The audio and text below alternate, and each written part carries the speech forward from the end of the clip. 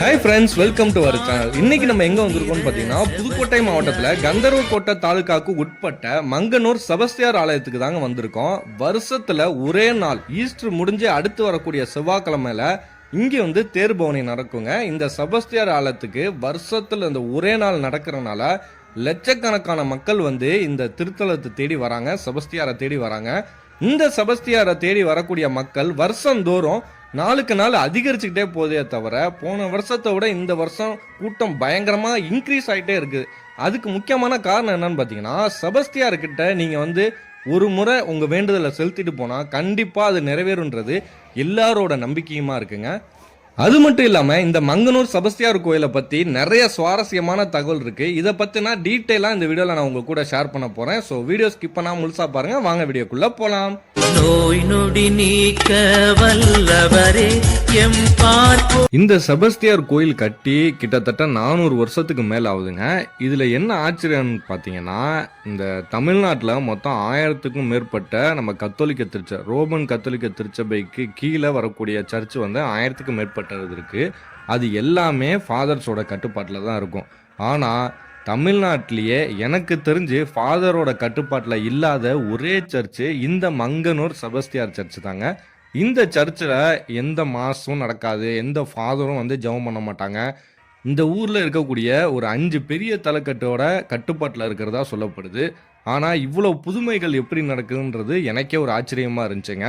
இந்த செபஸ்தியார் சர்ச் இருக்குல்ல, இங்கேருந்து ஒரு 100 மீட்டர் தள்ளி சின்னதா ஃபாதரோட கட்டுப்பாட்டில் இருக்க, அதாவது ரோமன் கத்தோலிக்க திருச்சபைக்கு கீழே வரக்கூடிய ஒரு சர்ச் இருக்குங்க. அது சின்னதாக தான் இருக்கும். செவ்வாய்க்கிழமை அங்கே வந்து மாஸ் வந்து நடக்குங்க. ஃபாதர் வந்து பூசை வைப்பார். இந்த சர்ச் அது இப்போ நீங்கள் பார்க்குறதா அந்த சர்ச்சுங்க. இவ்வளோ சின்னதாக இருக்குது பாருங்கள். ஒரு ஷெட்டு, ஒரு சின்னதாக ஒரு பீடம் தான் இருக்குது. நிறைய பேர் வந்து வேண்டுதல் செலுத்திட்டு ஜெபமாலை பண்ணி மெழுகுவத்திலாம் ஏற்றி வச்சுக்கிட்டு வேண்டிட்டு போகிறாங்க.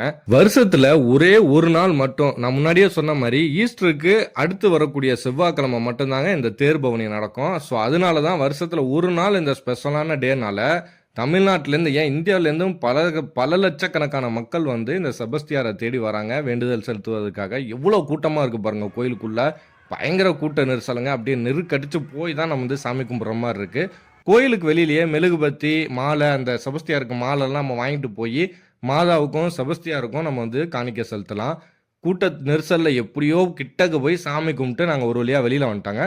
வெளியில் வந்து பார்த்தா அந்த டெக்கரேஷன், லைட்டு டெக்கரேஷனோட அந்த கோயில் முழுக்கவே அப்படியே ஜொலிச்சுதுங்க. பார்க்கவே கண்குலா காட்சியாக இருந்துச்சு. அந்த சர்ச்சு ஃபுல்லாகவே செம்ம அழகாக இருந்துச்சு.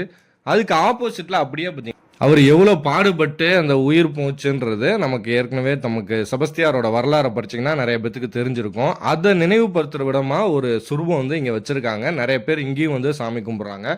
அதுக்கு பக்கத்துலேயே பார்த்தீங்கன்னா நிறைய தேர் இருக்குங்க. கிட்டத்தட்ட ஒரு 4-5 சின்ன தேரும் ஒரு 2 பெரிய தேரும், கிட்டத்தட்ட ஒரு 6 தேருக்கிட்ட அங்கே இருந்துச்சுங்க. நாங்கள் போகிறப்ப அந்த சுருவம் வந்து வைக்கலை. ஏன்னா அந்த நல்ல நேரம் பார்த்து சாமி கும்பிட்டு தான் தேரில் வந்து சுருவம் வைப்பாங்க. அது வந்து ஒரு மிட் நைட்டுக்கு மேலே ஆயிரும். ஒரு 1 மணி 2 மணி ஆயிருன்றதுனால நாங்கள் ஒரு 10 மணிக்கெலாம் அங்கே போயிட்டோம். சாமி கும்பிட்டு ஃபுல்லாக அந்த செம்மையாக என்ஜாய் பண்ணிட்டு ரிட்டன் வீட்டுக்கு வந்துட்டாங்க. ரிட்டன் வர்றப்ப நீங்கள் வீட்டுக்கு தேவையான அந்த பிள்ளைங்களுக்கு தேவையான விளையாட்டு ஜாமான் நிறையா இருக்கும், ஸ்நாக்ஸ் ஐட்டம்லாம் நிறையா இருக்கும். அது மட்டும் இல்லாமல் எக்ஸிபிஷன்லாம் போட்டிருந்தாங்க. நாங்கள் பக்கத்தில் போகல, ஏன்னா பயங்கர கூட்டமாக இருந்துச்சு. இங்கேருந்து உங்களுக்கு ஜூம் பண்ணி காமிக்கிறேன் பாருங்கள். இதுதான் அது.